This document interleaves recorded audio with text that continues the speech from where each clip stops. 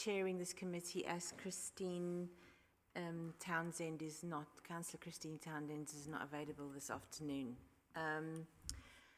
Welcome everybody to the meeting, and as I said, my name is Councillor Katja Haantjen, and should we go around and introduce ourselves? And just please remember everybody, this meeting is being webcast. Thank you. Should we start? Hi, I'm Ellie Freeman, Councillor for Bedminster. Cam Hayward, Councillor for Not. Shoni Jamfrey, Councillor for Lawrence Hill. Henry Mishala, Councillor for Stoke Bishop. Councillor Sarah Classic, Hengrove and Whitchurch Park. Kerry Bales, Hartcliffe and Withywood. Do you want to? Hi everyone, Fiona Tudge, Director of Children and Families. Hello, I'm Kerry Critchlow, I'm Director of Transformation Partnerships. And yeah, Hannah Woodhouse, Executive Director, Children's Services. Good afternoon, Vic Verma, Director of Education. Good afternoon, Gail Rogers, Head of Children's Commissioning. Good afternoon, Emma Lloyd, Head of Service for Inclusion. Good afternoon, Sue Coombs, Head of Service for School Partnerships. Andy Othery, Director of Finance. And Guy Marshall, Finance Business Partner, Children's and Education. Thank you.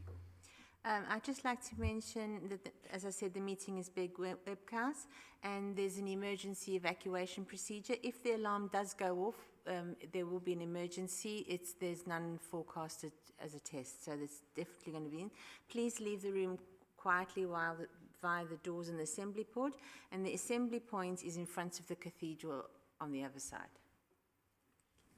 As I said before, we have 2 apologies. Christine Townsend, Chair, has sent her apologies, and also there's an apologies from Councillor Sue Collar. Is there any other apologies or substitutions? Thank you very much. Are there any declarations of interest? Are there any members of this committee that have anything to declare in relation to the items of business on the agenda today? The minutes of the previous meeting, and we move on to item 4. I would wish to move the minutes of the meeting held on the 6th of March 2025 as correct record. Would anybody like to second that? I'm happy to second them. Thank you very much. And is the rest of the committee okay with the minutes of the meeting? Thank you very much. I'm seeing a lot of nodding. Okay. We have agenda item 5 is the chair announcements, but I'm the vice chair, not the normal chair, and I don't have any announcements. Thank you. Now we have public forum.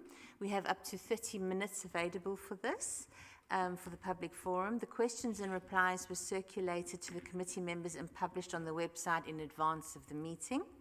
Each questioner is permitted to ask up to 2 oral supplementary questions in total, if they wish. A supplementary question must arise directly out of the original question or the reply. An entirely fresh question and other subjects are not permitted. Depending on the content of the supplementary question, it may be necessary for a follow-up reply to be sent to the questionnaire. Right, public questions. So, we have 6 public questions today. I'm not sure if the people are here, but I will call them out. Sally Kent, Education and Healthcare Plans. Sally not here? Thank you. Again, so Sally Kent, that's through. Then we have Jen Smith, Post-16 Transport Information Sessions. Sorry? You're here? Do you have any supplementary questions?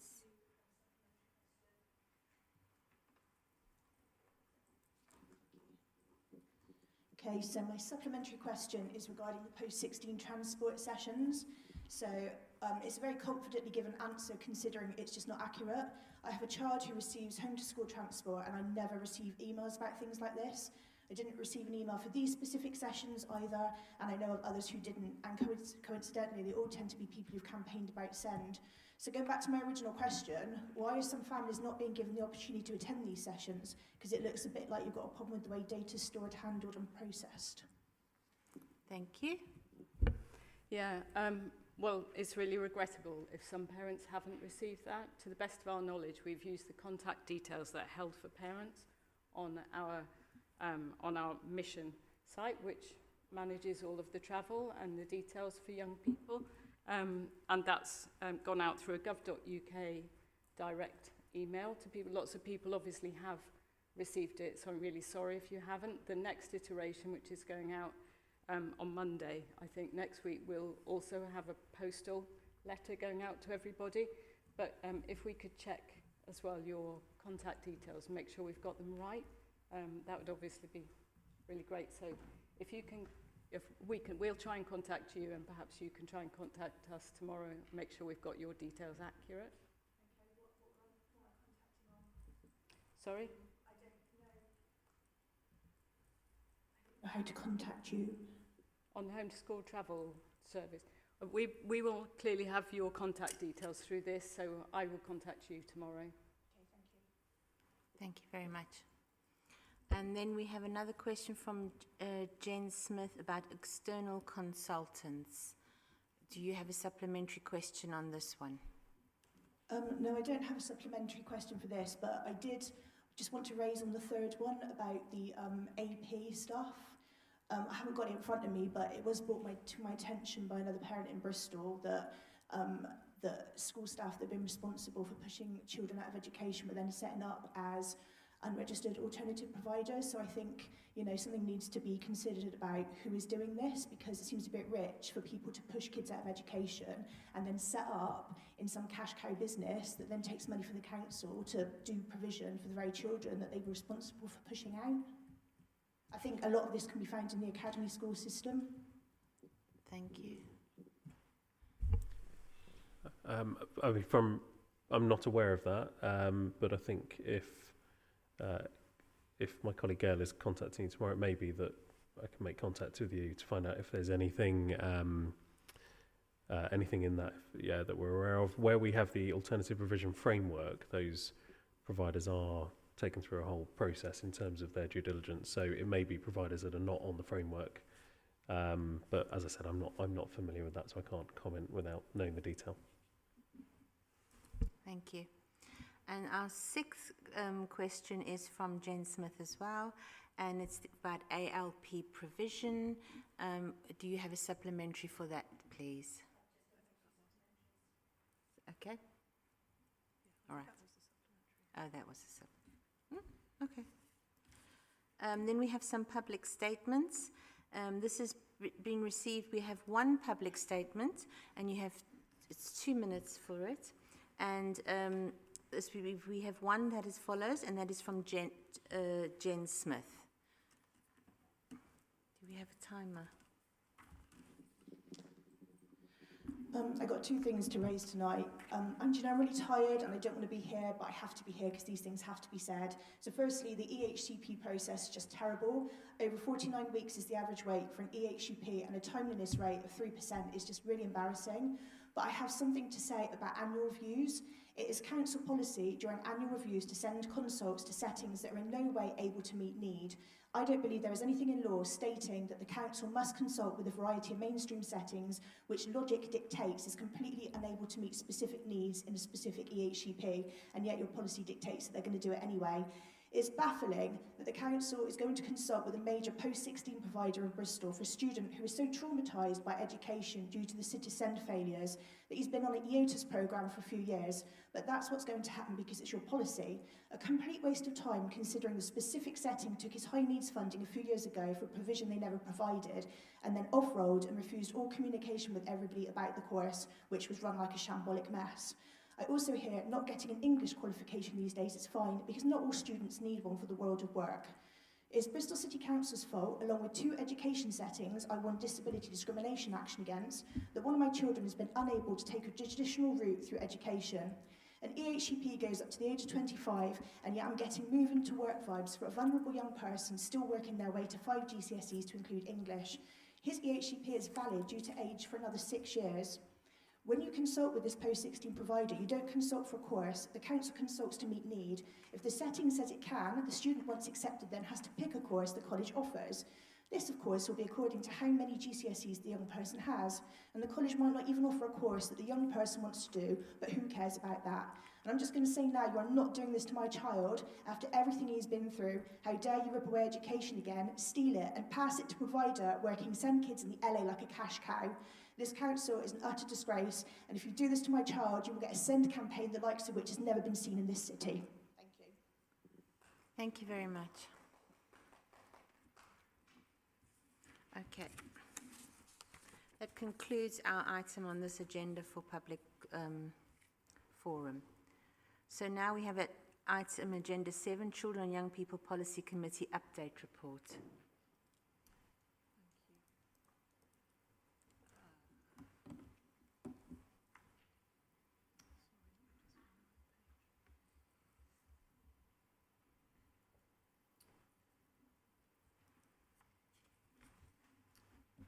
So, I'm bringing the update report that we always bring to the committee, and as always, if there's data in there that you would like to see, please let us know, because we're keen to build on it as we go through. It serves as a sort of overall update on the work that we're doing across the city and in our services. So, more than happy to expand it, develop it as we need. So, and as normal, I'll just do a few sort of highlights if that's helpful. So what we start off with is our work, which we're going to spend some time today talking about, is the Families First social care programme. The national government have been launching the Families First programme. Our version of that in Bristol is on the agenda today. So I won't spend lots of time talking about that in this. We're going to come to it. I'll also come at the end to our ILACS inspection outcome, focuses inspection outcome, which is also in the paper. But other things before I get there. So we have a performance board, which we know as QUIP, which in March and April looked at updates on a number of areas, particularly children on the pathway to adoption, collective responses to serious youth violence, education capital plans, children missing education and persistently absent, and we took an update on the Ofsted report. In terms of performance, I wanted to go first of all to the data in this paper on EHCPs, which has already been referred to, and really to reflect again, as we have a number of times before, recognising the scale of the number of EHCPs sitting, waiting for assessment in the service. So at the moment we have had a slight reduction in new assessments is reported here in the February data, 116 in that month, which is down by 24. Overall, we have 1,255 EHCPs waiting assessment, which means, and we finalised 78 in that month. Although in the subsequent month, that has risen a bit. And I suppose I wanted to recognise again that this is a situation which has already been highlighted, is of considerable concern, obviously, to all of us, particularly to parents, to those young people who are waiting for those assessments. And we really recognise that the urgency and the need to make as much progress as we possibly can and to support parents to wait and to support in anticipation of that assessment. As we know, as we've said before, it is down to a number of factors. Some of them are national, but some of them are also local. The removal of our top-up fundings, non-statutory top-up funding, meant that there were a number of additional requests for assessment. And as we already have reported and is in the papers, we have run a number of restructure and recruitment approaches, including in EPs and in the service and in the management, additional management in the service.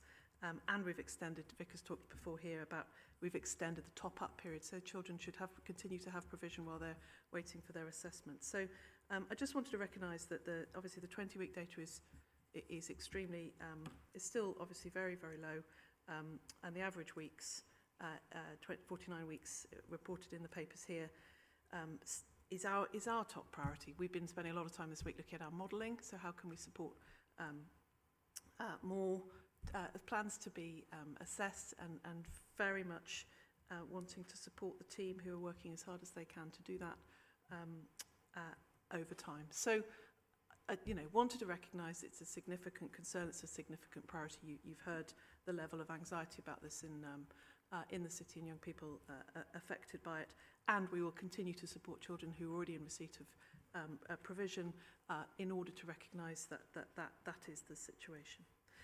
Then if we go on to attendance, other data which is mentioned in the paper. So school attendance is slightly up, although we are sitting below the national average, particularly at secondary level. Need to continue to focus on the message around, if children are able to attend school, and most children are, that every day counts, and that makes a difference to their outcomes, and obviously to being able to be sure where they are.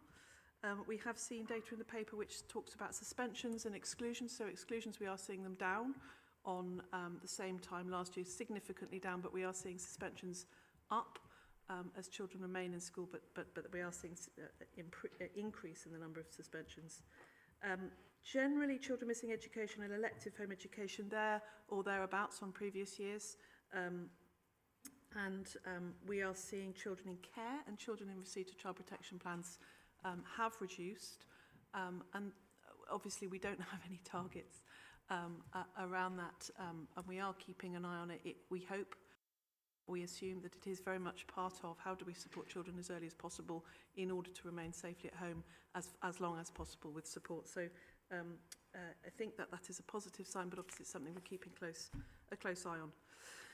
And then the other things in the paper which are provided as updates. So there's an item around, we've already talked a little bit about capital and send places, and indeed there's an item on the agenda around increasing and supporting specialist places in Bristol. Continues to be a significant priority for us, particularly in the high needs block and specialist education.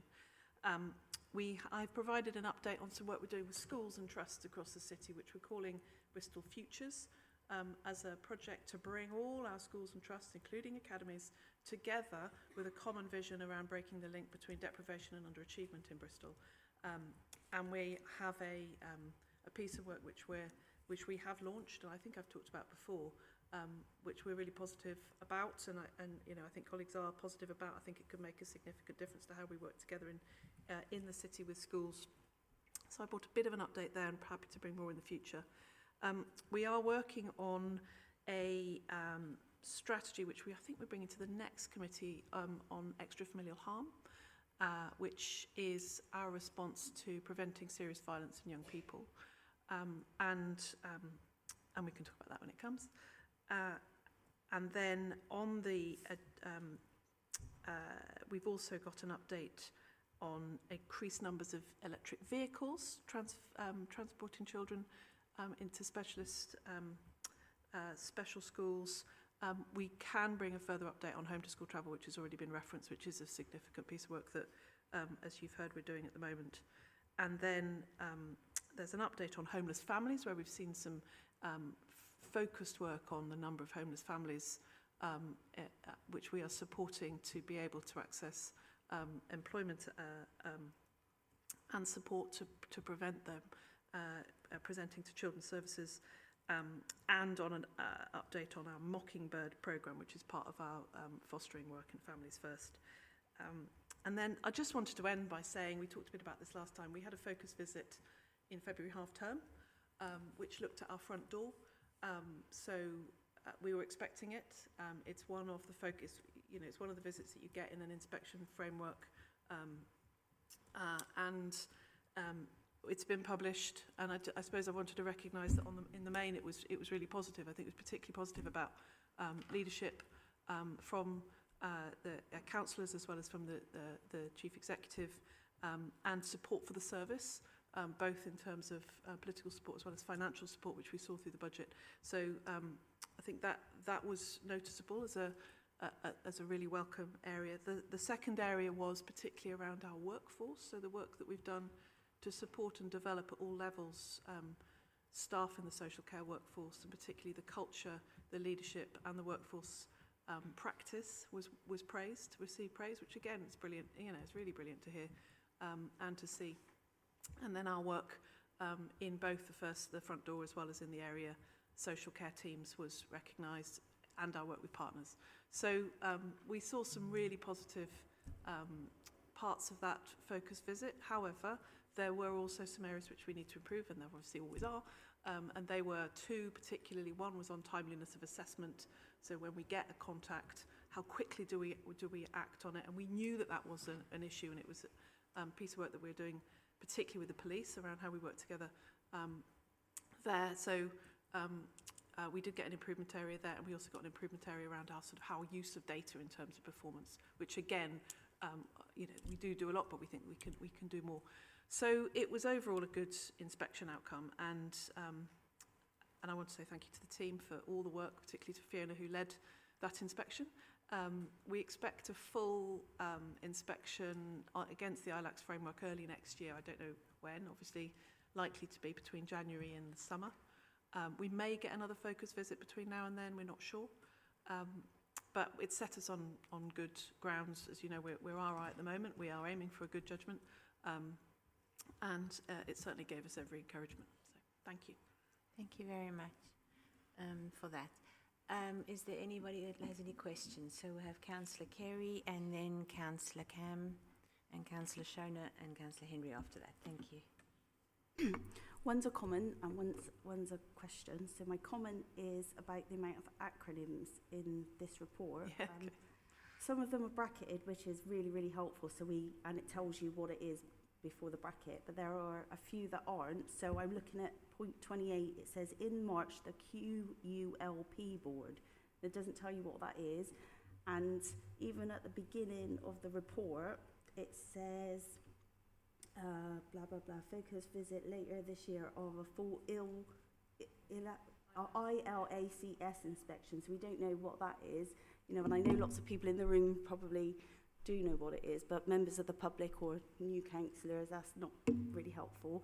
And my question is about educational psychologists and recruiting them, because we've been having this conversation for a long time, and we've been, some of us have been here a long time, some of us not so much, but we keep hearing this, and we know that the universities aren't training them, but our kids need those assessments, and we need quality reports written, and quite often they're not very good. They're not good quality. They're, lots of us parents, lots and lots of us have to then go private, and it costs us a lot of money. And if you're on benefits, you're not allowed to have that much money in your savings. And there are charities out there that can help you, but you have to know about it. Nobody can help you if, and it's not like it's a closely guarded secret, but we want more educational psychologists, but we also want really good reports. Thank you. Thank you. So just on the acronyms, and I'll pass to Vic on the EP recruitment and Emma. On the acronyms, so I apologise. Thank you. We'll sort that out in future. Yeah, I'm sorry. So inspection of local authority area, children's services is ILACS. I've just had to look it up. I mean, just to get that absolutely right. So it's our inspection framework. So it's inspecting local authority children's services, ILACS. Okay, I was going to ask. So it's the Children's Social Care Inspection Framework. Yeah. And then QUIP is our Quality and Improvement Board. So it's a performance board which we put in to drive improvement, recognising that we did have a number of areas that we needed to improve. So, but yes, taken. We'll do better next time. Thanks. And it was. Sorry. I was going to respond to the educational psychology. So in terms of education psychology, we've got mostly a permanent education psychology workforce. We have recruited into already, so we have completed the recruitment, and induction is happening now of the additional £500,000 of investment that we put in this year to support with additional assessments. So they'll take some time for the effect of that, for them to have then got out and met with children and undertaken those assessments, but we should start to see that in our performance data over the next few months. We'll start to see more assessments being undertaken. We're rapidly getting into July, so there will be some lag, and then we'll get into the autumn. But that investment's there for the whole of this financial year to support that particular area of work. And alongside that, we're also introducing a new quality assurance tool in terms of, in fact, we have introduced already, but a quality assurance tool for all education, health and care plans that is part of our learning loop and feedback. And that extends to advice as well, including educational psychologists, but also other advice we get from other professionals as well.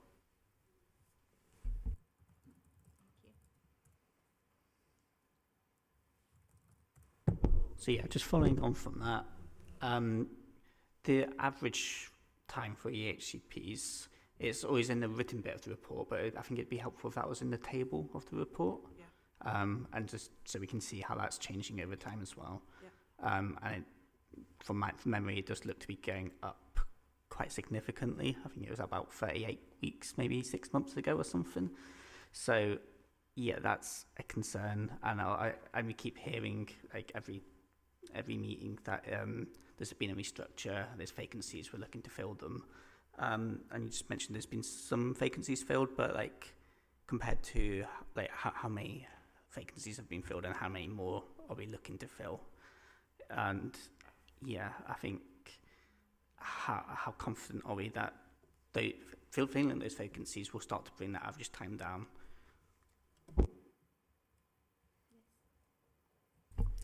Yeah, so the additional assessments are predominantly as a result of what was the withdrawal of the top-up funding. Now, what we did, and I think I presented at the last committee, if not the last one, the one before, was the extension of that top-up period so that there wasn't this cliff edge for those children receiving support. So those children and the schools supporting them are receiving on average about £8,000 of provision, which is substantial. Is probably in the regions of what an education, health and care plan, if awarded, would cover. So, having spoken to schools, having presented that to schools broadly, they're confident that that provision continuing is a positive thing whilst an education, health and care plan is being produced. But it has been a real challenge for the service in having to absorb, a cohort of nearly 1,000 young people who are on were previously being supported without an education, health and care plan with funding and early intervention funding, then coming through for a statutory assessment. So, broadly speaking, if that cohort hadn't come through, we would be at fairly typical levels in terms of comparing to our statistical neighbours in the southwest and other core cities. So it is it's not a sustained rise. It's a one-off rise in terms of that. We've stabilised that by making sure that there is always that provision for those children, whilst we also then work through. So some of the investment that we've described, the restructure, is about additional capacity, so the service can support both the assessments, but also when we then get into the longer-term support for those children as well. But it is a particular challenge, and is the reason that average has gone up.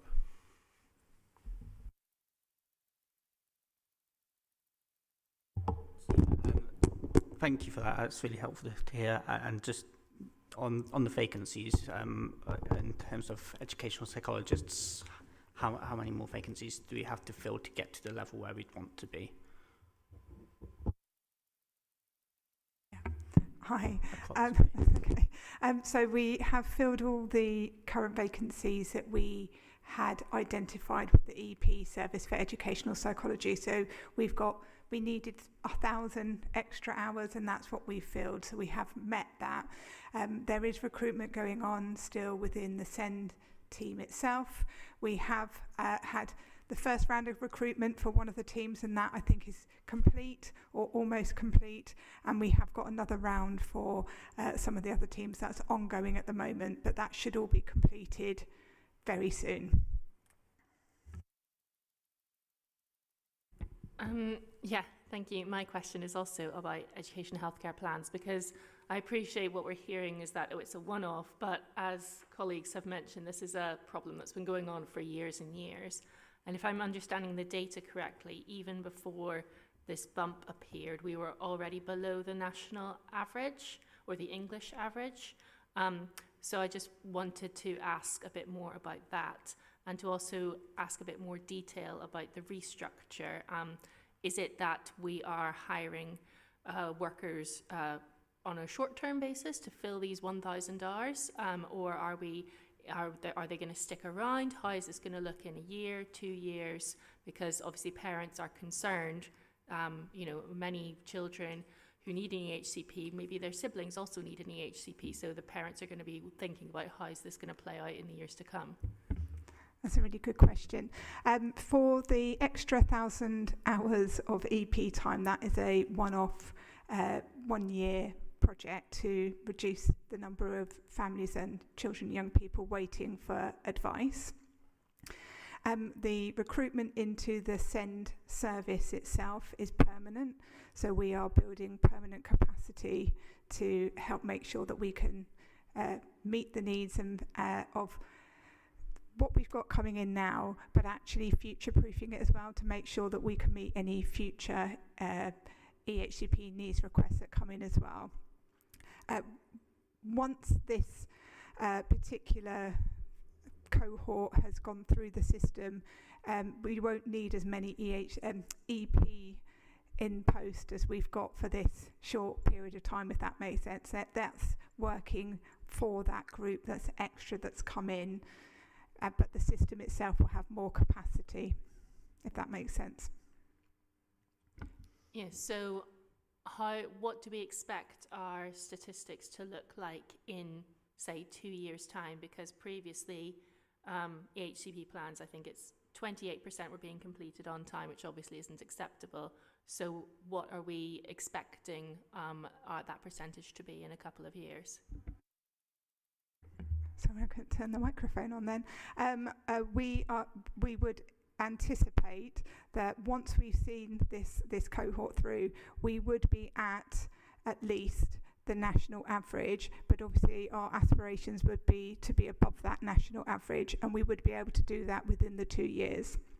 And that national average is 50.3%, so would that be an improvement on what families have been dealing with for the past 5-10 years or so in Bristol? It would, but we would obviously be hoping to exceed that, and obviously we don't just want to be compliant with the national average.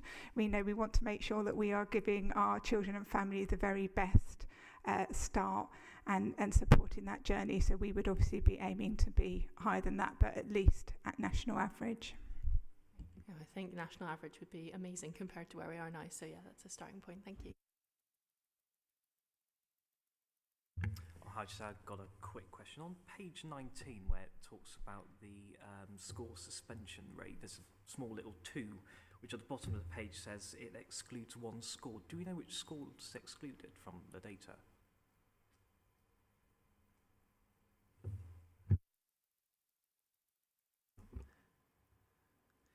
We'll let you know.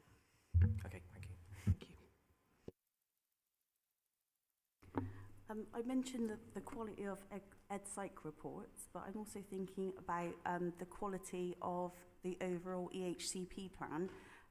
So if you're a parent new to the system, you might look at your plan, and most of it's written in language that you might not necessarily understand. Some of the words and acronyms are mind-boggling. So I'm just thinking about the quality of the overall, because obviously EdPsych reports and all the reports make up this plan. So we want to make sure that they're quality controlled, and they look amazing and they do what they're meant to do. So will organisations like the Parent Carer Forum continue to quality assure them? Because we all know we've got a really good Parent Carer Forum at the moment, and they work really hard. So we want to make sure that parents can still go to them and make sure that they have got a good plan. Yeah, you're absolutely right. We have a brilliant Parent Care Forum. They've been very much involved in the development of our quality assurance framework, as well as doing the auditing with us. And part of the new grant that we are publishing for them to give them a much more long-term funding commitment for the next few years also includes some of their capacity to be able to do that auditing with us, because the way we've approached quality assurance audits, so when I describe the audits of educational psychology advice or any advice, that's part of the audit of a whole education, health and care plan. That's multi-agency, so the health service supports us with auditing the health parts of those plans. Parent care reform gives us that support around parent view, and then we have our own auditors within our service. So it is a proper, robust process. We've undertaken, I think we've finished our third round of auditing, and then obviously that learning forms part of the work that we do. Obviously there's always learning, there's always opportunities for celebrating good practice within there, but what we have seen is that there's a consistent view across the moderators that, of the quality of plans, and that's been helpful that we're all on the same page as to what we want to see, and when we're not seeing it, that feedback's given. So that's into its third cycle, but it's been a very good collaborative process, and that will continue. Now, that's not a kind of one-off process. That is something that lives with the service. When we were just referring to the restructure of the service, part of that was also bringing down caseloads, so a permanent increase in the staffing, but we also put in place a new role for a practice development SEND officer, which is about that development of practice, about quality, supervision. So whilst managers are in the service to support their teams, we've also got dedicated professionals within each team supporting around practice as well. So it's all part of that design of the new SEND service, and was welcomed by the service when we've been working with them on that. Thank you, that's really helpful, because obviously I bring it up quite a lot about, and Jen Smith talked about her legal action, about lots and lots of things. So we obviously want to bring, we don't want parent carers having to spend money on taking the council to court for things that everybody knows that the council isn't going to win. So we want to keep costs low for us as parents, because, having a good plan is brilliant, and, we can't afford to keep taking the council to court. It's just not acceptable. No, thank you. And I think, we do have a really, really passionate team that's trying to do their best. I think, we have got an improvement journey ahead of us to get the SEND service to where it needs to be. That's part of why we published the new strategy in January, which came to this committee as well. We'll talk about some of the capital, development and sufficiency as well. So there's a significant amount of work. There's a lot of focus from Emma and her team and myself on this area. But it's going to take a period of time to work through. Obviously, we didn't anticipate that backlog coming through from top up, in terms of that decision, but also, developing practice, continuing to work relationally with families is something that we're going to need to really sustain and work hard on.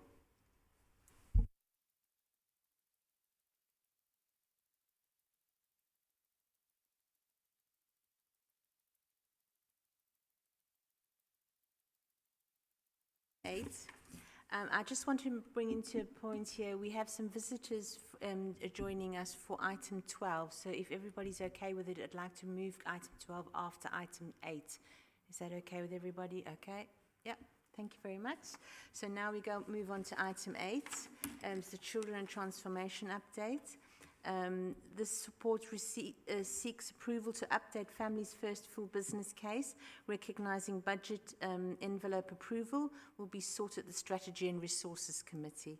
This is a key decision and involves a spend over 500k. Thank you. So, Anna. Thank you very much. So, the report does a number of things. So firstly, it provides an update on our wider programmes which constitute our transformation savings profile. So I want to speak to that first, and then I'll come to the Families First programme, which constitutes sort of the bulk of the paper. So what you've got in the report is an update on our dedicated schools grant, just to follow the conversation, and which is, as Vic has just said, is a really significant piece of work linked to our strategy, linked to the work that we've just described around capital, and early intervention and you know, all of the implementation of our SEND strategy is designed to support children with EHCPs in the best way possible and to manage the deficit that we have against the dedicated schools grant. And we know that the way that we finance that is through the safety valve process. So these things are all linked.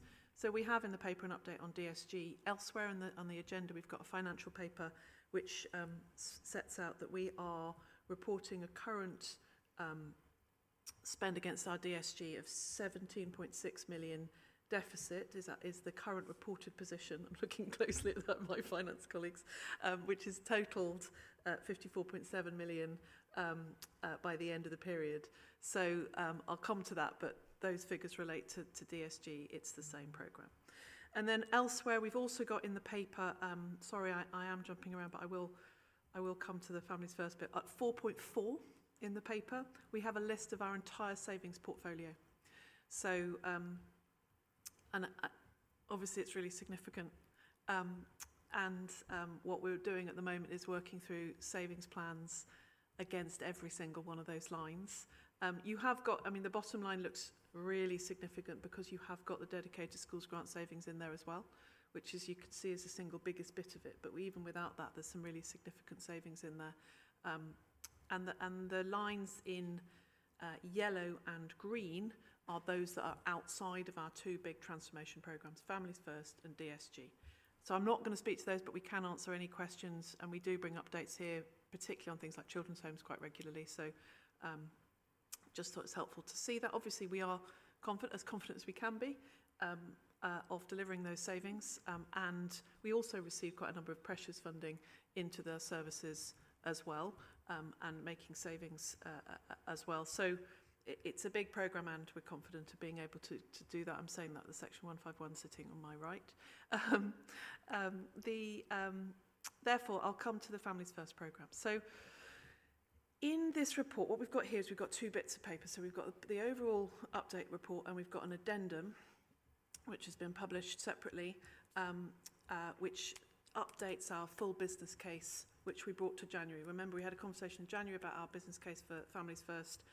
The addendum updates it and provides slightly adjusted figures because what we've done is we've done some further due diligence ahead of delivery. So that's what we're asking you to approve today. We've also got in the papers, and I'll speak to it in a minute, an additional external review of the model itself, which was done by Ernst & Young, which is in order to make sure that we're inviting scrutiny on ourselves as we make sure that we track every single bit of our financial position as we should be. So they're giving us some challenge, and that's what we asked them to do. So those are the papers that you've got in front of you, and as I say, it is the addendum that's going to go to the Strategy and Resources Committee on the 23rd of May, asking for the transformation funding to be approved there.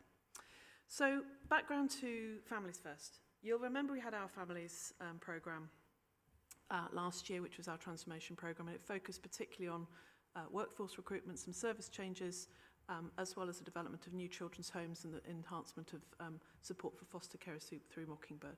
It did deliver some savings, but as we've looked at it this year, we have concluded that we need to focus more on early intervention and prevention to build on that work, and therefore we have developed a programme which we've talked about before, which we're calling Families First, which is about targeting resources, preventing children coming into care, as well as making sure that those that are in care have the right placement mix. They are supported at home as close to home, close to Bristol, as much as possible. And Fiona will talk in a little while about sort of what it means to the service and to social work. But the focus of this programme is about supporting children better first and delivering savings second. And we think that we can do it. This is one of the sort of rare areas where if our improvement goes up, if our performance goes up, our budget goes down. So everyone's a winner. But the intention of this work is to improve outcomes for children first and in the right way, which is obviously what we all want to do. It is linked to the government's reforms, Keeping Children Safe, Helping Families Thrive, and it is very much part of the National Families First programme as well. So we have to do this work, and this is our Bristol response to it. I think, obviously, the last thing to say is that on sort of the why, we are elsewhere in the paperwork reporting a £22 million overspend on children's social care at the end of this last financial year. As we know, we've talked about this throughout the year, the bulk of that is about children in placements outside of Bristol, or at least outside of our own provision. And therefore, whilst there is a need to focus on outcomes for children, there is a need to focus on budgets as well. So we need to do something, and we need to do it well, and we need to make sure we've got everything in place to be able to do that well. So what we're bringing is a really significant programme, and we've talked about it before. Has a number of strands looking at the number of care starts, preventing children entering care by supporting them better at home, supporting children to better into permanence positions, supporting children into fostering, the unit cost of residential placements, as well as what we're calling coming home, so supporting children where their care plan says it's the right thing for them to return home to either fostering or supported accommodation, or potentially back to the family. So those are the strands which you've got set out in the paper. The total savings proposed this year is now 6 million, and then next year another 5 million, so cumulative 11.5, and then you've got 65 million over the 5 years. And we have reduced that slightly, partly because the programme has, as we've been tying down getting it right, getting it accurate, taking a bit of external sort of challenge on it, the programme has moved back by a month. So therefore the numbers are coming down. That's not to say I don't still have those targets against children and education. I still need to find those savings, but not from within this programme in this way. So and we want to make sure we put savings forward that we're really confident in. So we're confident that we're going to be able to deliver this work. So those are the savings that are due to be delivered. We are asking for 12 million in total transformation funding, of which a significant proportion of that will go to a strategic partner.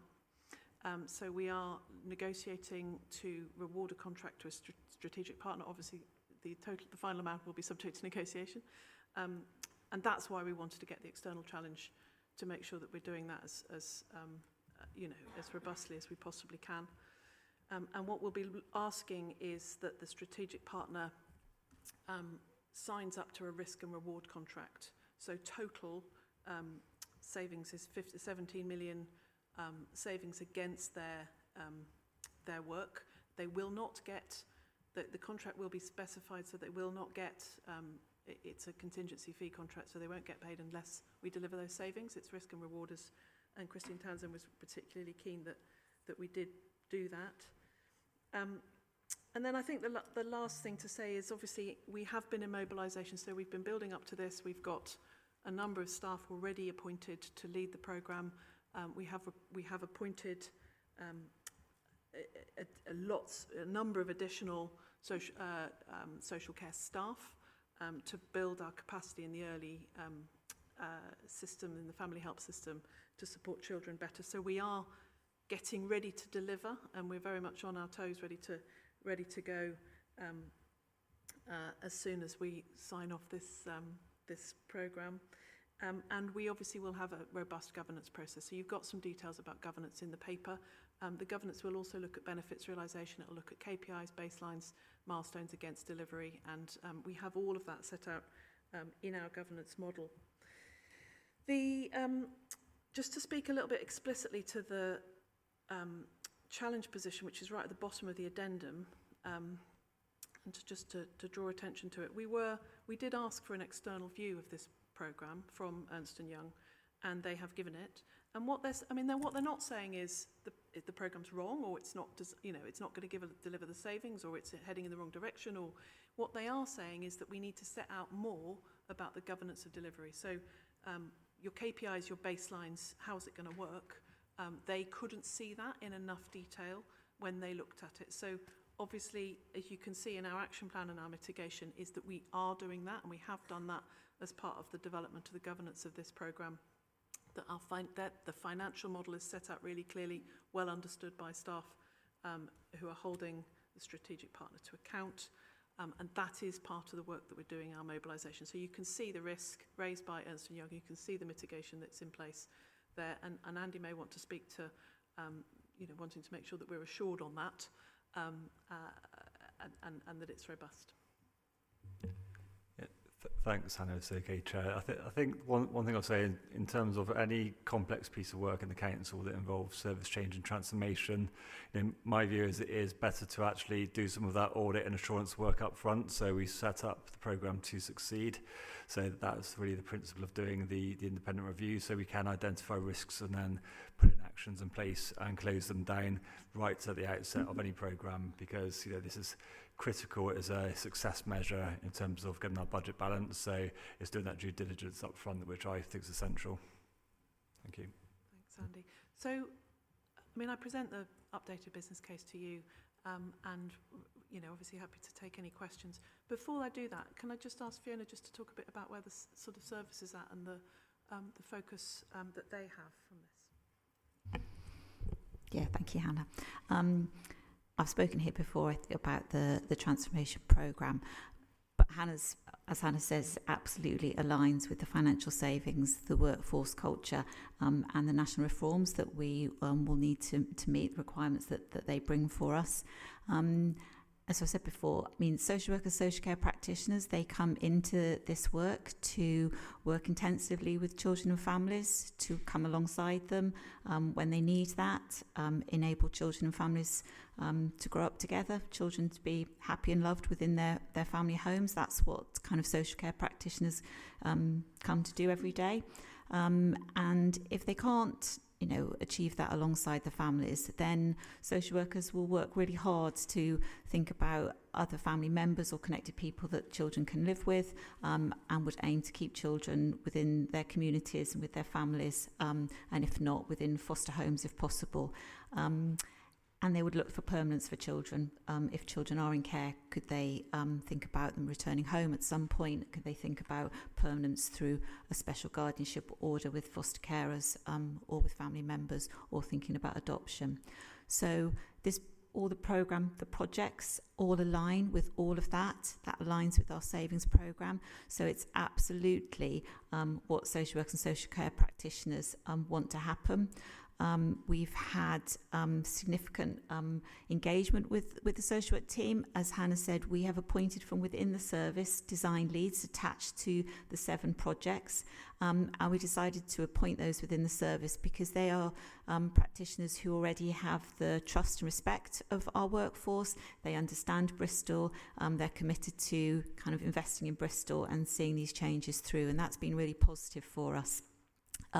We've had a significant launch event in the conference hall next door, which was really well attended, a lot of enthusiasm, a lot of engagement, and quite a buzz about what can be achieved here. There's been kind of a plan of engagement with the workforce.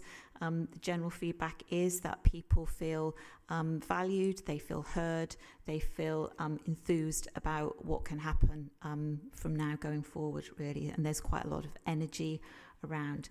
And so we're not starting from a blank sheet of paper. This service has already, have experience and expertise in some of these areas of work. So we will kind of push forward with it, but there's generally absolutely a sense of enthusiasm, commitment and energy to taking this forward. Thank you. Thank you very much. Shona. Yeah, thank you. No, I don't think anyone would disagree with the aims of this to keep more children with their families and to reduce the rate of placement breakdowns. In terms of jargon, I think this is even more jargony than the other papers we were looking at earlier. So I wonder if you could talk a bit more about the transformation delivery partner or the strategic partner. what actually are they going to do? Why are we spending so much money on them? Why can this not be done internally? And this transformation director post, if I'm right in reading, that's going to be £130,000 going to one person's salary. That feels like a lot of money. How are we justifying that? Okay, I'll kick off. It is. And I think, we have, this is the single biggest challenge financially that the council faces, probably, certainly on the general fund. The other big challenges around dedicated schools grant. As I say, we ended the year on 22 million overspend. We really significantly need to, for children and for the budget, manage our processes so that we support children earlier, for reasons we all understand and get alongside. And I think what a number of councils are doing is bringing in the capacity to work alongside us and behind us in a transformation programme. So as Fiona said, what we've got is, I think, 6 leads. She'll speak to it.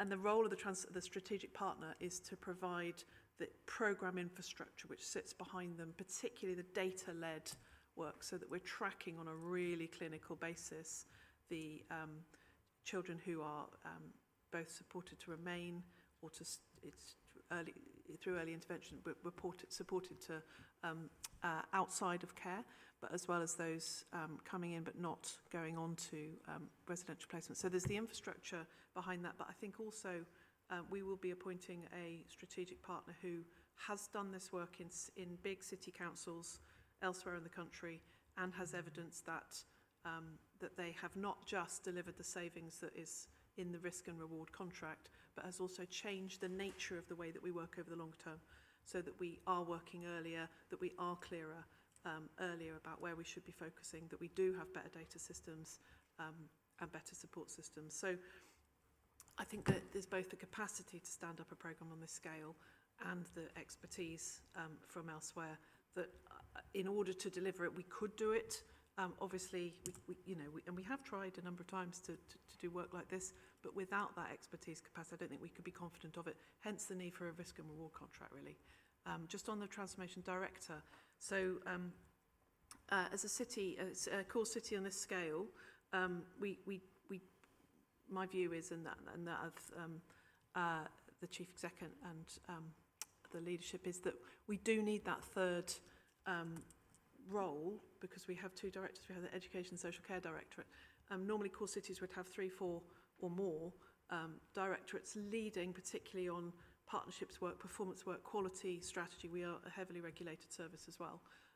So again, we've got a lot of savings coming out of this programme, so we do need to be able to balance that from the savings, but my view is that we need that capacity to be able to deliver a programme on this scale.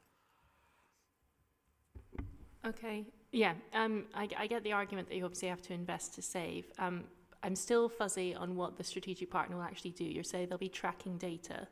What does that look like day to day? How will they interact with our own workforce? I could give kind of 2 examples in a sense about kind of really understanding it. So in terms of our Valuing Families programme, so that's about preventing our children coming into care. We had a team, Strengthening Families team, whose role that was to do, and they had good outcomes, and yet our data was still showing us that we had high numbers of adolescents coming into care. A strategic partner comes in and really digs into that for us. So how can we make sure that we're working with the right children who are at risk of coming into care, rather than the children we think are at risk of coming into care that we haven't actually got quite right so far. And they've been able, they will be able to really kind of support and dig into that. So we're absolutely targeting the right children. And in the same way, another example of that would be in terms of our stability. So that's trying to support our children to remain within foster homes. And what we see is that we already have a team that supports our foster carers when they're working with children that they're caring for. But we've still got a number of foster care breakdowns that we don't, we want to support children to be able to remain. So even though we had a team and we're doing that work, we haven't been able to prevent that from happening. So they, again, kind of really dig down to that data and analyse that quite clearly so that we can get in front of that, because often when we know that things are becoming difficult for children in foster homes, it's becoming too late. And what we need to do is think about, okay, you know, that transition period from primary to secondary school, that adolescent period, is that going to be the time that we need to step into foster homes, even though they're not saying they kind of are finding these difficult, and do that work before it gets to a point that it's too late? And it's that kind of analytics and that working out where do we need to target our efforts that we're going to make the biggest impact for our children is the bit that we haven't got to date. And just to add to that, I think as I say, that you know, we would expect significant additional capacity. So it's obviously, there's a lot of analytics, there's a lot of rigour in the programme, there's a lot of rigour in the terms of the data. You've heard that, and focusing and targeting.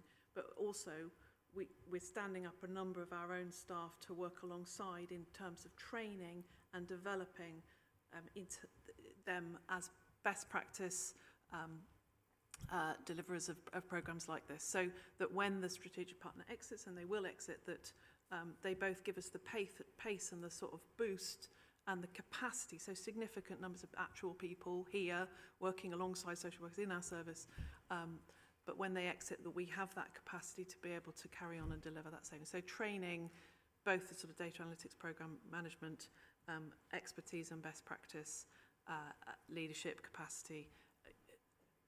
Yeah, it is more than data. Yeah, final question, I promise. So the idea is that the strategic partner will stay involved for what, 3, 4? Yeah. So there's a transformation team, the transformation partner, and the transformation director. So how long are each of these sort of staying involved with us? So the transformation team have been mobilising now, or our own transformation team have been mobilising now. The strategic partner would be working with us from the beginning of this contract for a period of 12 months, full tilt, and then there'll be a phasing down of another 6 months, and then they would exit from the service, and we've got some significant savings to make after that. So yes, the expectation is that those savings deliver, but we would segment the savings against the time they're with us, so they wouldn't be paid those until we see the savings coming out. The transformation director is currently being funded on a 3-year basis, and it would be on me to make the case for that as a permanent position, which will come through this, obviously, the proper member-led approach. Anybody else have any questions? I just had one question, and it probably sounds like a very silly question, but so the work that's done on face-to-face or on the ground work is not done by the strategic partner, it's done by the Bristol City Council? Correct. I've got that right? Yes. Okay, thank you.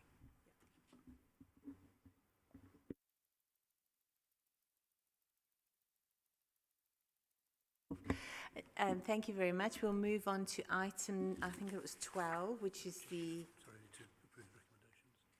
Oh, sorry. Huh?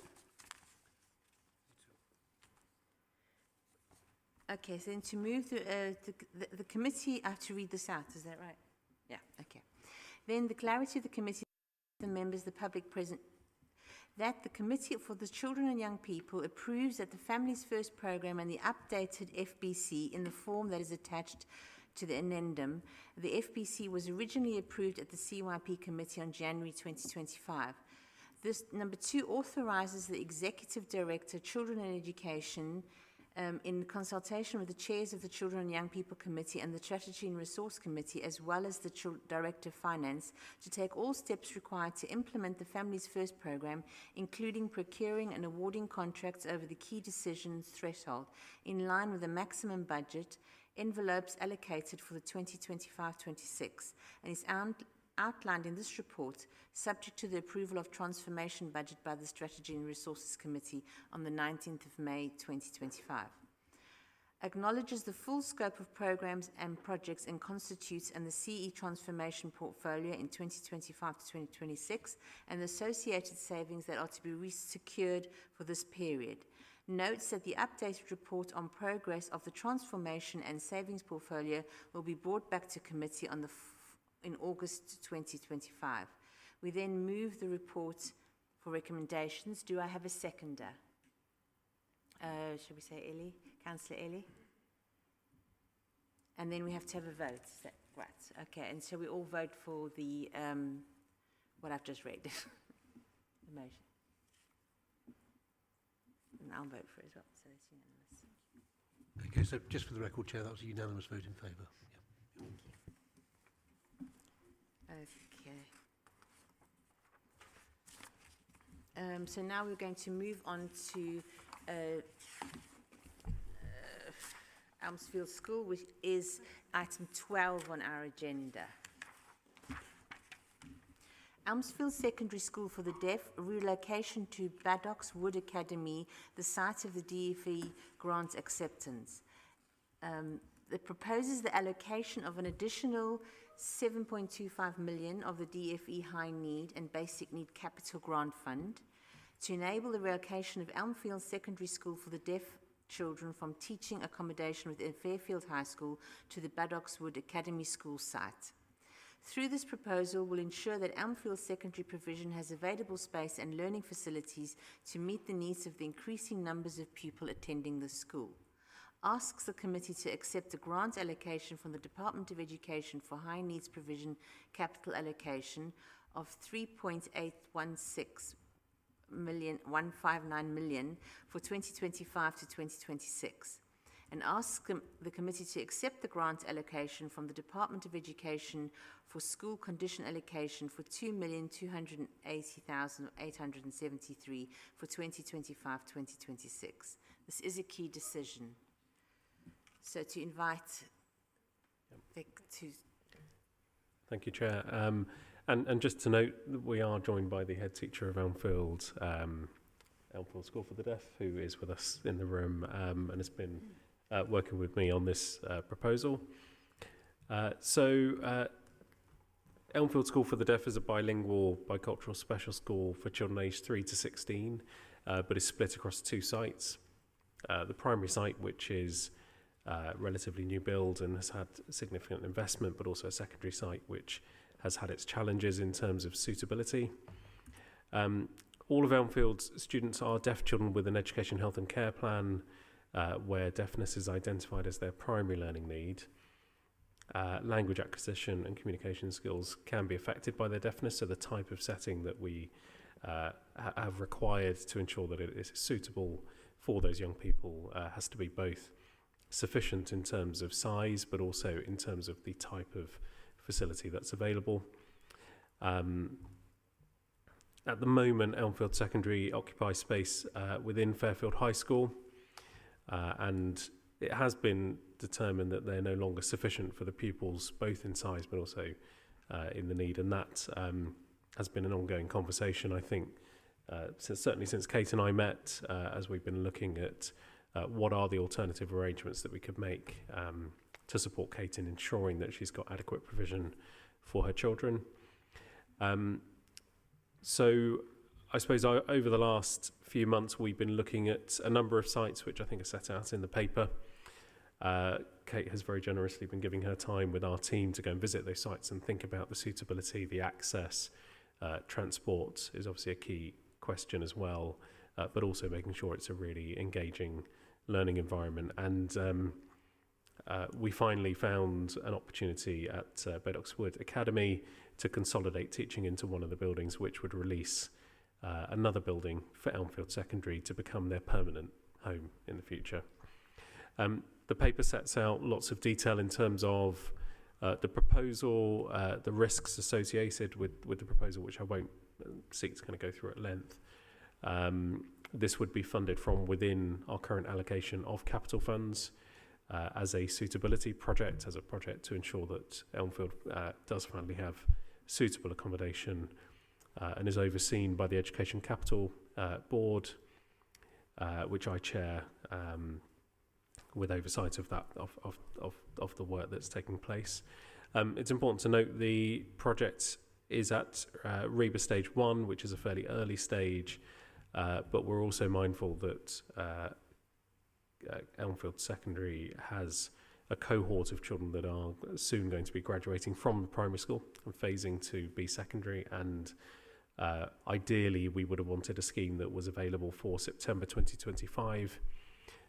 in order to meet that need. It's likely that this scheme will go on beyond that, but that's a discussion that certainly Kate and I have been having about how can we best support the school during that transitional period whilst we find, and whilst we create the longer term and permanent home for Elmfield, which is the key driver here. Happy to cover more detail, but I think the paper probably sets out the proposal alongside, I think, some of the design drawings that demonstrate how the scheme will be delivered.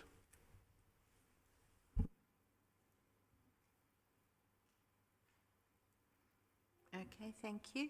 Are there any questions? Or Chair, just to note, this report does contain an exempt appendix which has certain financial information. So if there are any member questions specifically about that, we probably may need to go into exempt session. Okay, thank you. So if there's any questions around the financial, if they what's it, relate specifically to the financial exempt information, to the exempt Appendix E, then we need to go into we have to private session, yeah. Are there any questions? Yes, Cam? Yeah, I've got a few questions. So firstly, obviously this is moving on to what is currently the Badock Community Primary School, is that correct? And so my first question is essentially, are they on board with this? I think it says on the paper that they are, but yeah, what? I'm guessing they don't need the two buildings anymore. They only need that one building. Is that correct? And are they confident that's going to be the case for the foreseeable future, not just like now? Yes. So part of the investment is to support Badock's Wood to consolidate some of their teaching into another building. So part of this funding will support Badock's Wood to move teaching out of the building, out of the Cedar building, which is on the diagram, and into, sorry, I may have got that the wrong way around, out of the Oaks building and into Cedar building.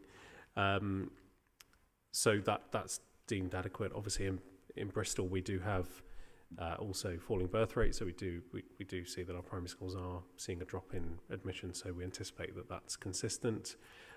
In order to release the building for Badock's Wood, from a safeguarding perspective, it's all part of a contained site and would create two separate buildings in order for each school to be able to operate their sites in that way.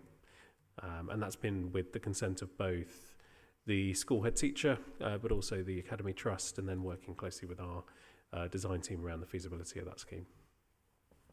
Okay, thank you. One of my other questions was about the timeframes around this. It seems very tight in terms of the timeframes, and you mentioned that it's probably not going to be possible to get it all done by September. So what is the plan for the students of both Badock Academy and Elmfield during that time from September onwards? Where they're going to be and how is their education going to be affected by that? So it's something that Kate and I are looking at in terms of how can we accommodate that. Obviously we may want to work with we'll look firstly at the primary school site and what teaching can continue there for some of those children, but also as a short-term need, it's about how the school would organise its curriculum and timetable and how we can best support managing that, knowing that there's this longer-term view. We're also talking to Fairfield High School about whether there might be space to occupy there, but again, that needs to be thought through as well. So these are ongoing conversations I've been having with the head, but particularly key is this long-term position that we eventually have a home. They've been managing within the constraints of that site for a very long time. So it's about kind of managing that as a school, and we'll be supporting Kate through that process as well. Okay, thank you. So are we confident that it'd be, the report says by the end of 2025, are we fairly confident on that timescale? I think it is a challenge. That's the timescale that's come through the feasibility. As we go through design phases and start procurement and then work on site, you can, certainly I'm not a capital project manager, but certainly the team have identified risks around what could be identified. We will go as fast as we can to make sure that the site's available. But if it does move to later in the year into next year, again, that'll be part of the oversight that we need to have. I think we explored what we know is the current building's not suitable, so we can't kind of do nothing, if you know what I mean. The alternatives wouldn't have arrived fast enough either. So this was considered the best scheme, despite it being a significant investment. But we took some comfort knowing this will be the long-term home for the secondary. So is that why this site was chosen over the St Barnabas site, for example? Apologies. The Badock's Wood site was chosen over the St Barnabas school site? Is that because of it was more feasible in terms of the timeframes? That's correct. So the alternative site would have had to have gone through a purchase. So we don't presently own that site. So there's the time it would take to then go through the legal purchase. Plus, the site itself is not particularly accessible, St Barnabas, and therefore isn't kind of a turnkey that we would purchase and move in. There'd be works needed, which would take us well into next year at least, I'm sure. So I know there was a proposal at some point about leasing the site and maybe making that again another temporary home, which wasn't possible because the diocese in that example didn't want to lease. They wanted to sell the site, and that's been part of the process. This has been through a number of options appraisals around which will work best, but also working with the school leadership on their perspective on what will work well for their children. Thank you. And sorry, just one last question. Obviously, Badock Woods is a primary school, and Elmfield is the secondary school part of Elmfield. Is there any concerns about them sharing a site at all? Is there no anticipated problems that arise from that? Not that came through feasibility. No, they'll be two separate schools. Shona. Just I suppose to double check. So my understanding is the plan is that this will become the permanent home, hopefully, for Elmfield. And are we confident that this will provide the size for the student numbers and projected student numbers in the future? Because if I'm reading it right, the reason that Elmfield's having to move is because they've outgrown, they're too big now for their current classrooms. So I don't want to be here in another 3-4 years, whoever of us is on this committee, not having to move somewhere else, basically. So simple answer is no, it's not. It will become the permanent home, and the feasibility is built on the size of the school as it will be. Thank you. Any other questions for this? So we don't have to go into a private setting because nobody's asked. Okay, thank you.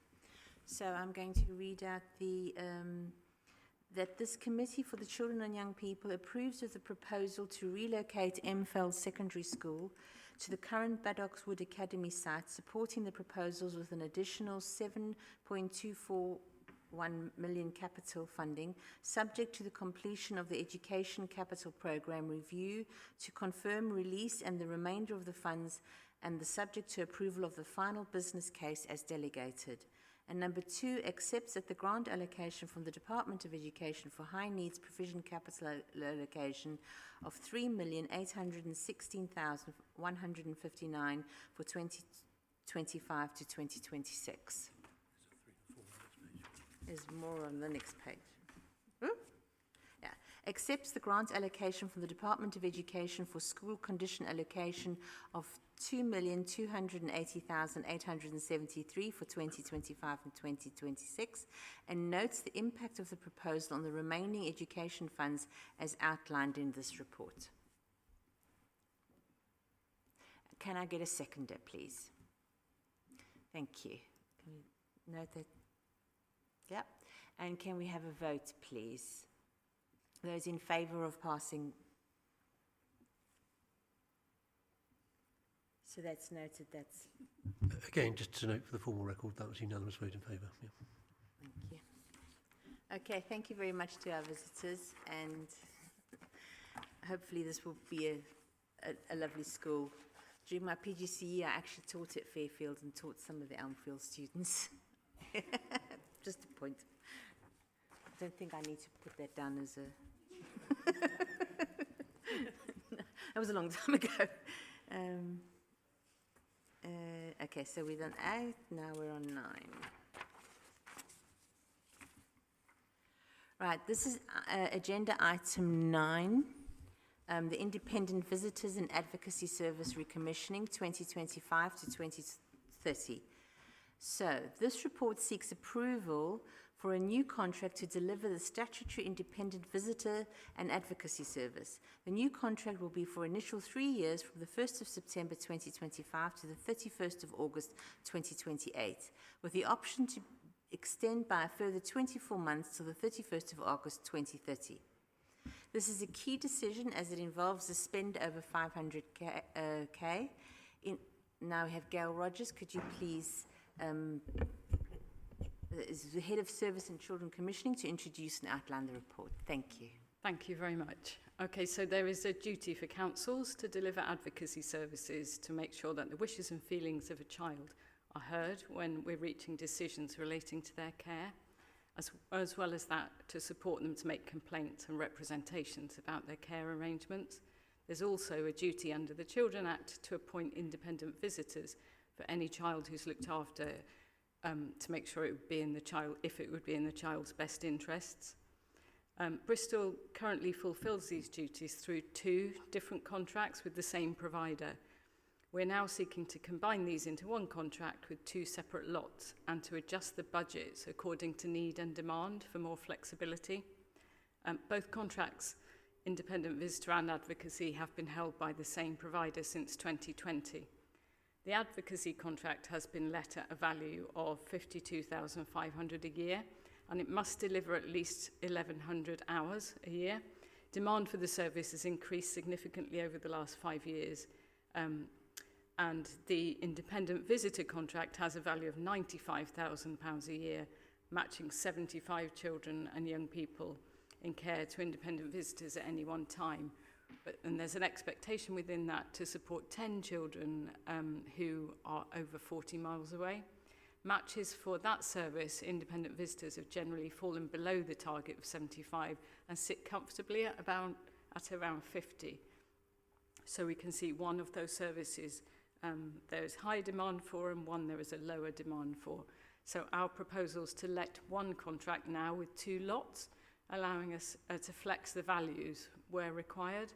The total annual spend will be £148,800, which is almost the same as the value of the current contracts, but the independent visitor service will reduce by 33%, receiving £64,521 a year, whilst the advocacy service will increase by the same amount to £84,279 a year.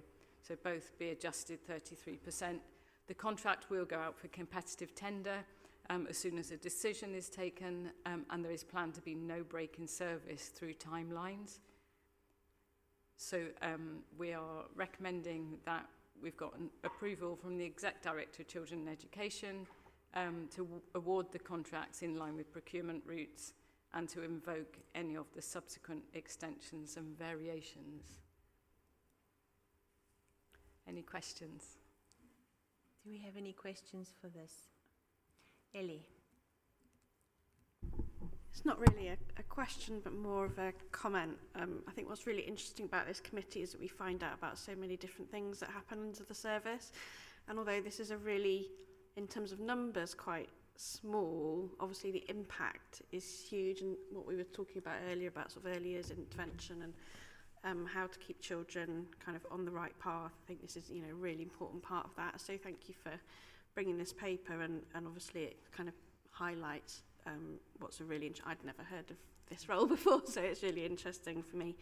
And I suppose I was just going to ask as well about what quality controls you have built into your into the selection, but also, obviously the management of this contract, because it's obviously a really crucial and important service? Yeah, thank you very much. So it'll go out through a full tender process. We have a specification drawn up, which bidders will bid against that specification.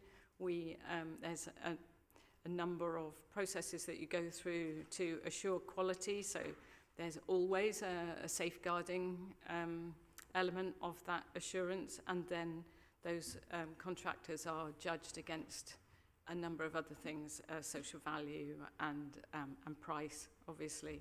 There are KPIs set within the contracts. So you saw that there were KPIs previously, and some were they're meeting their KPIs, but demand was above that. We contract manage all contracts that are let in this way. So we will have a contract manager who will be responsible for being the contact person for those organisations, and also will we'll reach into the services as well, into our children's through care services and safeguarding services, so that there is a full circle, I suppose, of information going in. We've got feedback as well that we do with children, young people and foster carers, so we know this is a really valued service. And then it makes a huge difference for some children who particularly are having a difficult time, who are able to talk to somebody else who isn't part of their care arrangements about how they're feeling. Kerry. I'm concerned about the pay for this role. I'm sure there's a film quote here, but you have to have a particular set of skills to do this job. And not anybody can do it, and you have to be legally minded, and it is a very niche kind of job. So I'm worried about them being paid enough, because, you know, well, I think we'd all like a pay rise, but that's not going to happen. But this in particular, you know, kids in care really need an advocate, so I think we should pay them more. Yeah, so advocates are trained and paid staff, whereas the independent visitors are volunteers and who receive training, but there are specialist sort of quasi-legal training that goes for the advocates. They are receiving a rate that's nationally approved, and would go up with inflation, and the contractor needs to manage then the contract by adjusting some of their in-house costs, their overhead costs, and some of most of the organisations who will bid for this will have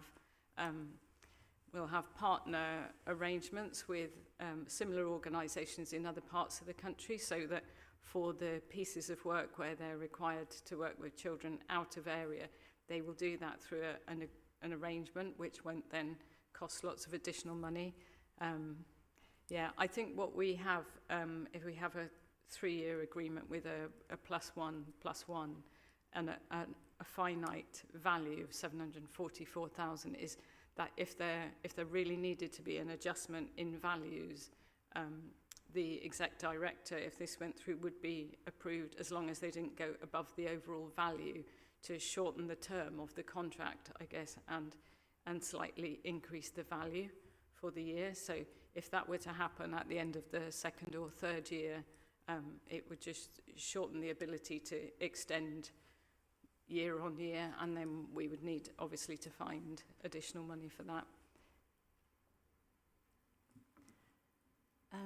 I just wanted to talk to this about this particular contract. I've got I'm really conflicted about this, because on the one hand, when we could have used an advocacy service, this is pre-2014 when they were around, with children in care that I worked with and I'd done with, and there was a lot. It wasn't Bristol City Council, I have to admit, it was another council, but they were in Bristol at the time, and we really didn't understand all the legal terms and all the things that they were entitled to and all the things that should have happened and didn't. And so for that point of view, I see the advocacy service as being really, really vital. Advocacy is, to me, a profession that you're basically legal, so you have to learn a lot about legal law. At the same time, you've got to be able to talk to the clients that you have, because they might be difficult. And bearing in mind that children in care often don't have someone fighting on their side for something. We've seen parents here with parent-carer forums, and I've done it myself with my own son. I'm sure Kerry has as well, and other people have. We really fought for our children, and we've learned the legal terms, and we've done all the things. But the children in care, they don't necessarily have that, and the advocate would be the person that needs to deal with this. This contract value per year is very low, and the legal fees for an advocate in the country at the moment is between £24,000 and £27,000 a year, which is way too low. Now, I do realise that some of this comes from the tendering processes that we have, which is something I know the council doesn't at the moment have much of control over, the way we tender for contracts and things like that. I think that was brought in by the last national government. I could be corrected on that, but I think that was brought in by that. But I have seen some really poor practices in charities working with the sort of lower end of the economic scale, shall I say, not skill scale. And people not being paid holiday pay. People have gone on for 3 or 4 years without having cost of living increases, right through this particular period when we had this massive increase. A lot of the workers that are there can't unionize, or if they have unionized, it doesn't really make any difference because there's only 3 or 4 of them in an office. So it's not like a teachers' union or nurses or something like that where they can band together and start working together. They're so fragmented and separated they can't. And I've watched charity workers cost, the difference between when I was working in the charity sector and for the council various different times many years ago, the charity workers would earn a little bit less than the council workers, but now that gap is yawningly big. And these are professional people that we should be having. Previously, it was mentioned that maybe if we change from one contract provider to another, the children won't get continuity of care. But my experience is that the continuity doesn't happen because the salaries are so low that the people only stay in the jobs for 6 months, a year, 2 years, because they can't afford to live on it. Plus, us as children and committee members all know that we're dealing continuous basis with children growing up in poverty. And the best way for children not to grow up in poverty is to pay their parents. If they've got a proper job where they're properly trained, it's not a starter salary for something you do for 2 years and then you move on to something higher paid. This is something that people should be doing for 20, 30 years, but they can't because the salary is so low, or they have to live in dire circumstances according to their means. I mean, 24 to 27 is really low. The national median salary is 32,000. So it's their highest point is £5,000 below. So for this, and for a little bit more money, we could guarantee that at least our charity workers that we commission are getting decent salaries. And we seem to be okay with people getting very high salaries at the top end, but we seem to be failing those on the bottom. Okay. That's all I have to say about it. Thank you. Yeah, I can say that most of the advocates that we have, they are either in the legal profession or studying law and doing this as something in addition, and have generally had good longevity in the service. So we haven't seen children have to meet up with a new advocate unless they have chosen to do so.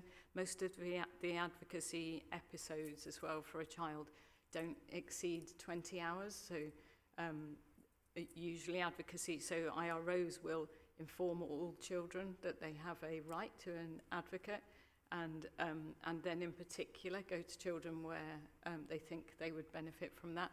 But most children's need for that advocate doesn't exceed. In fact, doesn't come near the 20 hours. It's usually a sort of 10 hours. So I hear that absolutely about needing to pay people a decent wage to do what they're doing. And I guess all I can say is it's paid at a national average, and that we're not struggling to find advocates, or this organisation hasn't struggled to find advocates to date. We have, as I said, we have the flexibility in this contract when you have a ceiling amount that you might agree to today of the 744,000 within that period of time, which includes the extensions that are permitted. So if there was a need to extend that and to change, to vary the contract by increasing the values, we could, it would be delegated to the exec director to do that, and that would go through decision pathway report, but not coming through to committee.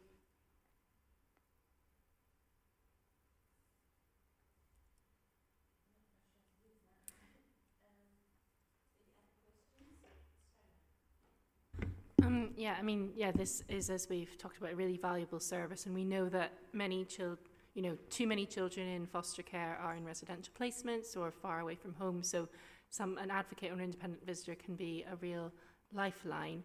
I suppose I had a question about how this is, well, a couple of questions. One is about, I guess, how it's monitored. So obviously there's been a bit of a feedback, but it was there wasn't a lot of engagement. So it's quite hearsay. So I was wondering whether we have more statistics on how good the retention rate is between independent visitor and child, or advocate and child, like how much there is of a turnover, how many children do take this up, as well as I noted that some of the feedback was about that a lot of children didn't know they were entitled to this, even though IROs, independent reviewing officers, are meant to tell them. And I wondered whether we can get some sort of commitment from someone about how that is going to be improved in the next year, so that there is a greater take-up and children understand, at least know what they're being offered and know that this option is out there. Yeah. Fiona, do you want to talk to that about the improvement through the independent reviewing officers? Or? Yeah, I mean, we can certainly make sure and that independent reviewing officers are aware. So independent reviewing officers are the officers that review children in care plans every 6 months. So they're independent people who bring together the child and the family and the carers.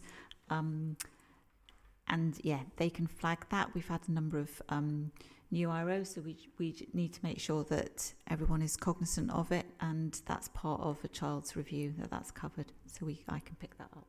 Yeah, because I think one of the comments said that there was a tick box, but it's often just glossed over. Yeah. So I don't know whether that form needs to have something in more detail that needs to be read out to the child. Yeah, I can pick that up as an action. And in terms of the question about like turnover or additional retention data, yeah. So I would have to go and source that, and I can send that through to committee in answer to that.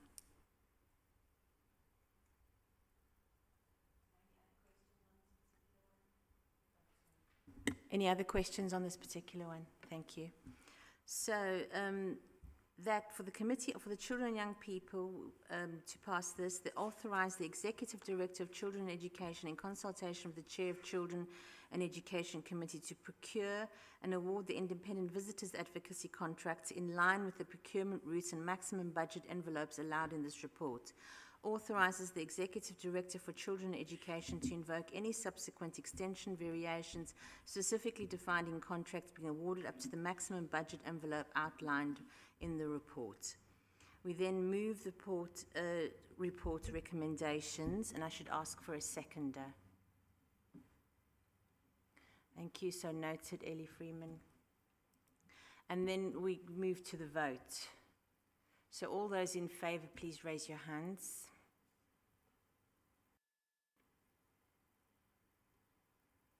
Thank you. You got that? Yes, there's 5 votes in favour, Chair. Sorry? 5 votes in favour. Favour, Chair. And all those against, please raise your hand. And all those abstain, there's no abstentions because that's everybody. Okay, thank you very much. So just for the record, Chair, that was approved, 5 votes in favour and 2 against. Okay. All right, so that's the declaration of the vote. Now we move on to item number 10, which is the Period 10 Finance Outline Report 2024-25. The report represents information and analysis of the Directorate's financial performance against the approved budget that is forecast use of resources for the financial year 2024-2025. There are no decisions to be taken in this report, which is just for your information or our information. So, Hannah, can you please outline the report? Thank you. So yes, this is our standard finance report. It's reporting on P10, so that's January. And obviously we're bringing through the final position as we go. I mean, and I've already talked about the headlines in this. They're not that dissimilar to that which we've already reported on. Against on the general fund side, we had last year a revenue budget of 128.6 billion, and we did go, at this stage we were reporting an overspend of 23.4 million, and as I say, we're working out the year-end position, which is not that dissimilar. As you know, the four main areas of pressure. Significantly, the biggest one was about 16 million overspend on residential placements. There were overspends which relate to staffing and pressures supporting families in the social care system, which again we are mitigating through our programme to support children and young people earlier, as well as to recruit permanent social workers to prevent the need for agency staff. We also have the third area was an overspend on families presenting with no recourse to public funds, and the need, and we've talked before and we'll talk again I'm sure, about the need to balance our responsibilities as a city of sanctuary with our legal responsibilities to families who are both in need and in the city on visa overstays or particularly from the European Union. And then fourthly, home to school travel was the fourth area of overspend, and this was because we didn't implement last year our post-16 changes, which we had planned to. As you heard, we are implementing those this year. And also we saw more children, because of the situation around insufficient specialist placements in the city, more children going further away. Obviously that generates a transport pressure as well as a placements pressure, and that's what drove the home to school travel pressure. So that's general fund, and then on DSG I've already mentioned we're reporting here an overspend against our safety valve, on top of our safety valve contribution, which was 17.6 million. That's been pretty consistent in the year. It's creeping slightly up to be a total 54.7 before the safety valve comes into effect, 91.6 afterwards. And capital, I mean, you've just made a decision about use of capital. I think it's worth saying that we are really conscious of our use of capital across the city and wanting to make sure that we both use it properly and we have sufficient places for children, young people, piece of work that we're doing particularly on sufficiency as well. So we have seen a spend of 15.4 million against the 24.5 million, but I think it will be although we don't have rising numbers in mainstream, we obviously have rising numbers in specialist placements, and we will need to make sure we've got enough capital provision for children in that respect. So that's my update. I just want to say thank you to the finance team, who very rarely get much. It's a pretty thankless task working with us financially. We've obviously very significant challenges across the piece, so just wanted to say thanks to the team. Thank you. Okay. Are there any questions in this financial report?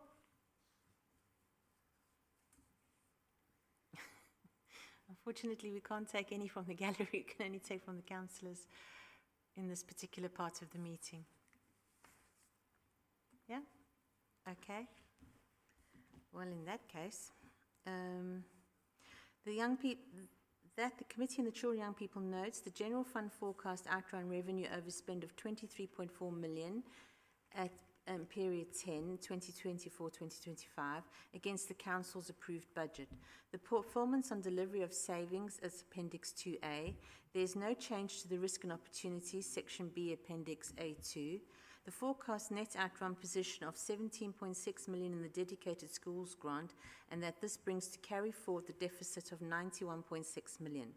Following the application of the DFE's 24-25 safety valve combined with the contribution from the general fund, a total of 54.7 million is forecast to be carried forward at the year end in the DSG and the deficit reserve. Number 5, the Council's forecast position against the capital programme revised budget 24-25, Appendix A2, Section C. Then, to conclude this item, ask the committee to note this report as the recommendation is set out. Have we all noted it? Thank you. And then our last item on the agenda is item agenda 11, a quarter 4, 2024 to 25 corporate risk report. This report provides an update on the current significant strategic risks relevant to the Children and Young People's Committee to achieve the Council's objectives as set in the Corporate Strategy 2022-2027. The report also summarises progress in managing the risks and actions being taken in quarter 4, 2024 to 2025. There is no decisions to be taken on this report, which is just for your information. And Hannah, could we have you to introduce? Yeah, last one for me. This is our standard risk report. It reports, actually overall there is general positive progress reported in the risk report, which obviously we're pleased to hear. You've got 3 risks here. The first one is looking at failure to safeguard young people. It should probably continue to be a risk on all of our risk measures, and I think we'd all support that. But what we're seeing here is recognition, I think, of some of the sort of learning processes that are in place as a result of the child safeguarding practice reviews, which, as you know, are in the process of being completed now, but also the work that we're doing through the Serious Violence Board to bring extra-familial harm strategy to our Keeping Children Safe partnership, to be clear about how are we supporting young people at risk of serious violence, both in terms of the sort of the work that we do right at the sharp end, as well as the work we do in early intervention prevention with schools. We're not there yet, but we are getting there's a lot of work in place to manage and to be clear about our focus there. Then secondly, slightly sort of very similar potential failure to deliver the statutory duty in respect of children. So this is looking particularly at the risks around unregistered children, as well as our governance processes. And it's recognising that whilst we still do have children unregistered, we have very significantly fewer than we did have when we last reported on it. And of those, I think the very small number, and of those, most of those are waiting registration, so they're in homes which are waiting for the Ofsted registration visit. It also notes our, I was going to say ILACs, our inspecting local authorities framework visit, which, you know, obviously recognise that there had been progress in social care as well, so it recognises that.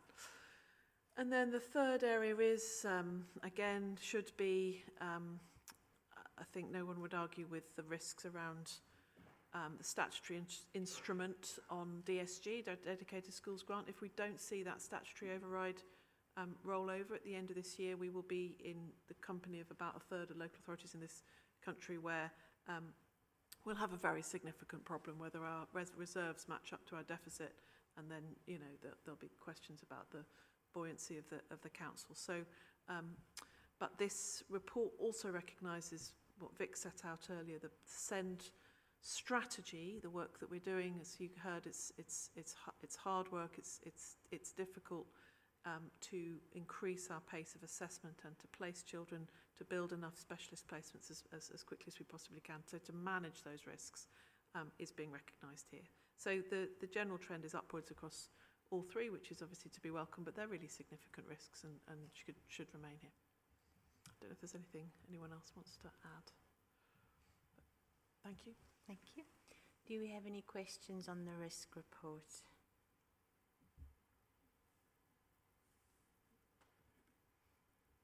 I mean, this is probably not easy to forecast, but I was just wondering whether you had any sense of whether the DCSG would be extended beyond March 26th. I mean, it's anybody's guess, but have we got any sense of kind of when we will know, if we don't know, you know, what kind of, when things will become clearer? I think we were hoping in the spring budget that there would have been some announcements, but there weren't. We know that the Department for Education are looking at reviewing policy in this area, and you know, again, we don't have a fixed timescale, so the sounds kind of that we're hearing from government are that it will be extended, and that's certainly what we're hoping. But at this point, we haven't been given a timescale. I think it shouldn't go without note that the implications of not extending it are not just limited to Bristol. They're limited to a number of authorities in a very difficult situation where it would have a sizable impact on general fund reserves. So it's a national issue, not just a Bristol matter. And just very quickly to follow up, what's the sort of point at which it's critical for us to know so that we can start planning? I think we will need to know if Andy Rothery, Director of Finance, was here. I think as we're going into the budget round in the autumn, as a council, and we start setting budget for 26/7, we will want to know ahead of that, and that will be on the Chief Exec's radar, Director of Finance, and of course Hannah as well. So, you know, it's already getting close to that point, I think.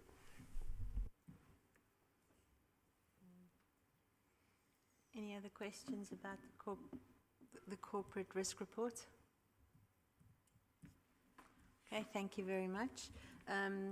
So then that the committee and the young children people notes this report. Is that everybody notes? Thank you. And then to conclude, we've noted the report, and then that concludes our last item on the agenda. Just quickly check.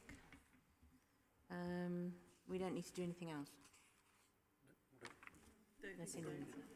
Just checking that I haven't forgotten anything. Okay, then thank you very much, everybody, for attending, and for the officers as well as the councillors. And I have to give you the next date of the next meeting, which is, what's on here?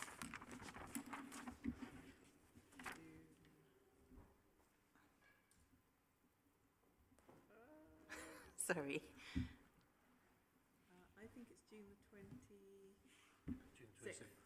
June 26th. So our next meeting will be on June 26th. Thank you, everybody. And that's the end of the meeting.